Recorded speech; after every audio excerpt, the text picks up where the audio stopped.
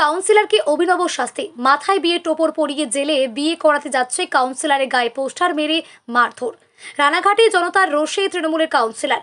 এবার আর্থিক দুর্নীতির অভিযোগ তুলে রানাঘাটের ৮ নম্বর ওয়ার্ডের কাউন্সিলর জয়দীপ দত্ত ওরফে বগাইকে ঘিরে জনরোষ রানাঘাটে। রানাঘাট চৌরঙ্গি মোড়ে কাউন্সিলর বগাইকে মাথায় টোপর পরিয়ে বুকে পোস্টার লাগিয়ে জেলে বিয়ে করতে যাবে বগাই লিখে বিক্ষোভ রানাঘাটের কিছু মানুষের। অভিযোগ 2022 সালে তৃণমূলের টিকিটে জয়লাভ করে কাউন্সিলর হন জয়দীপ দত্ত ওরফে বগাই। অভিযোগ, কাউন্সিলর হওয়ার পর থেকেই প্রমোটিং, জমি কেনাবেচায় তোলাবাজি সহ একাধিক বিষয়ে দুর্নীতিতে নাম জড়ায় এই কাউন্সিলরদের। অভিযোগ, সরকার বদলের পর রানাঘাট পৌরসভার চেয়ারম্যান, ভাইস চেয়ারম্যান সহ সংখ্যাগরিষ্ঠ কাউন্সিলর পদত্যাগ করলেও এখনও পদত্যাগ করেনি এই কাউন্সিলর। সোমবার সন্ধ্যায় রানাঘাটে এই বিষয়টি জানতে পেরে ঘটনাস্থলে পুলিশ পৌঁছে বকাইকে উদ্ধার করে।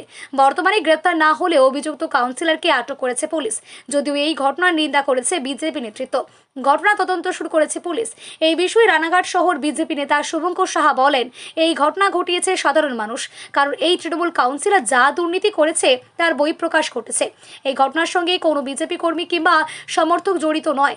তার কারণ আমাদের রাজ্য সভাপতি স্পষ্টভাবে বলে দিয়েছে, আমরা এই নীতিকে কখনোই বিশ্বাস করি না। আইন আইনের মতো চলবে। দুর্নীতির অভিযোগ থাকলে প্রশাসনের ওপর তুলে দিতে হবে। আর যদি কোনো বিজেপি নেতা কিংবা কর্মী এই ঘটনায় যুক্ত থাকে তার বিরুদ্ধে ব্যবস্থা গ্রহণ করা হবে। রানাঘাটে আজকে যে শহরে একটা কাউন্সিলরের উপর যে হামলা হয়েছে, সেটা আজকে রানাঘাটের ৮ নম্বর ওয়ার্ডের সাধারণ মানুষ তার উপর হামলা চালিয়েছে এবং ভারতীয় জনতা পার্টির কোনো কার্যকর্তারা এর সাথে জড়িত নেই এবং ভারতীয় জনতা পার্টির কার্যকর্তারা এই নীতিতে বিশ্বাস করে না।